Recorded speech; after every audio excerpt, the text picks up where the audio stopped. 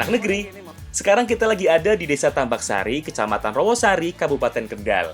Kita lagi main-main dengan salah satu ikan air tawar yang jadi primadona untuk dikonsumsi. Ikan lele yo. Sekarang kita lagi kasih makan ikan lelenya. Dalam satu kolam peliharaan seperti ini, ada ratusan hingga ribuan ekor lele. Tuh, sekali tebar, langsung pada berebut seperti ini. Ki, on kowe entek iki. Wah, kowe dhewe ora entek ah.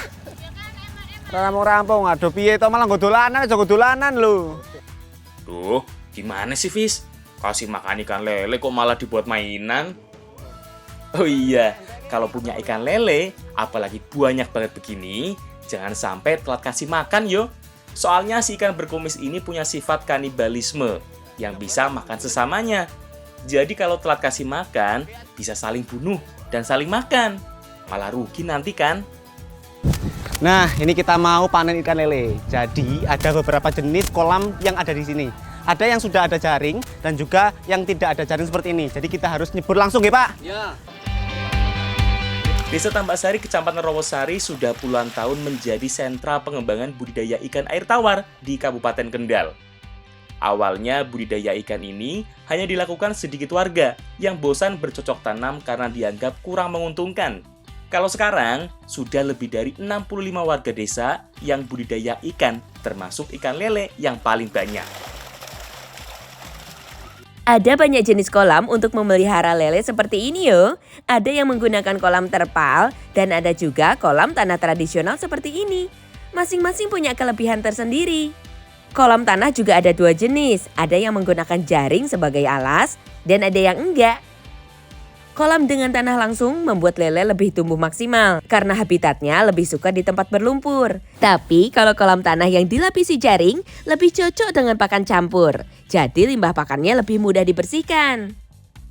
Kolam begini juga lebih mudah panennya. Nggak usah nyemplung, tinggal dorong dan kumpulkan begini. Langsung bisa disortir. Setelah dipanen, kita langsung nyortir ya Pak. Iya. Biasanya sesuai dengan ukuran yang buat dikonsumsi. Berapa Pak sekilo Pak biasanya isinya? Isi 7 sampai 12. 7 sampai 12. Wah, aku di banget ini. Yo iki lho, aduh. Lunyu emang lunyu. Oke. Waduh, gimana mau bisa bantuin nyortir? Lah aku megang aja masih takut gitu. Jadi proses sortir benar-benar masih dilakukan dengan cara manual. Ukuran yang sudah layak konsumsi langsung dipisahkan di jaring penampungan. Ukuran yang terlalu kecil dimasukkan kembali ke dalam kolam untuk dibesarkan lagi dan dipanen seminggu kemudian. Tapi kalau ukurannya sudah terlalu besar, masukkan ke kolam pembesaran lain untuk dijual ke kolam pemancingan. Dalam sekali panen bisa sekitar 4 tong dan masing-masing tong begini beratnya bisa mencapai 100 kg. Pantesan berat banget, Pak.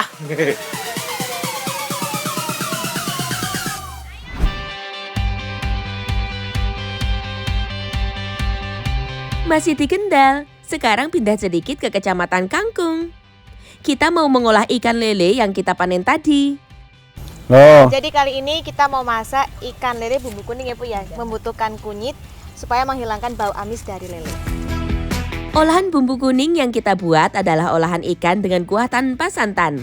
Jadi untuk membuat bumbunya, kita hanya perlu haluskan bawang merah, bawang putih, cabai, kemiri, dan kunyit. Tambahannya paling garam sedikit biar nggak licin saat menghaluskan bumbunya. Setelah itu, haluskan juga kulit jeruk purut biar lebih segar nanti ikan lele kuah kuningnya. Setelah halus, baru tambahkan serai yang digeprek dan daun salam. Jangan lupa tambah dengan irisan tomat biar makin segar lagi lele kuah kuningnya. Eits, bukan cuma itu. Masih ada tambahan bumbu lain yang bikin rasanya lebih seger. Nah, lele bumbu kuning ini ditambah sama belimbing yang masih muda kayak gini supaya rasanya tambah asam dan seger ya, Bu. Jangan salah, bukan cuma belimbing wuluh yang bisa dijadikan bumbu masakan. Belimbing buah yang berbentuk bintang seperti ini juga bisa loh. Kita pilih yang setengah tua dan setengah muda, yang rasanya sudah agak manis tapi dominan asamnya. Kupas bagian tepi belimbingnya, kemudian iris belimbing tipis seperti ini. Sip, semua bahan sudah siap, saatnya kita masak. Pertama, tumis dulu bumbu halus kuningnya. Masukkan juga bumbu serai dan salamnya. Tunggu sebentar sampai matang dan harum. Setelah harum, masukkan langsung ikan lelenya. Ikan lele dimasukkan langsung setelah bumbu, biar gak amis yo. Biar bumbunya lebih meresap juga ke dalam daging ikannya. Setelah ikan lelenya matang, baru tambahkan semua bumbu bercita rasa asamnya, seperti tomat dan belimbing mudanya. Kalau mau ditambahkan pedesnya, juga langsung tambahin cabai aja sesuai selera ya. Sip, sudah mateng iki. Ikan lele kuah kuning campur belimbing siap dihidangkan.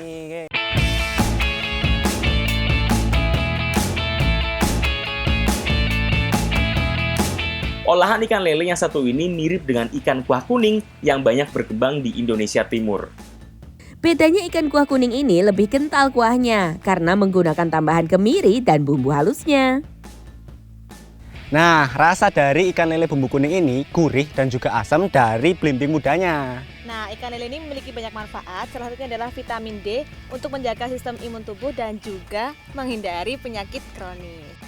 Mantap toh, kan alam memberikan banyak manfaat.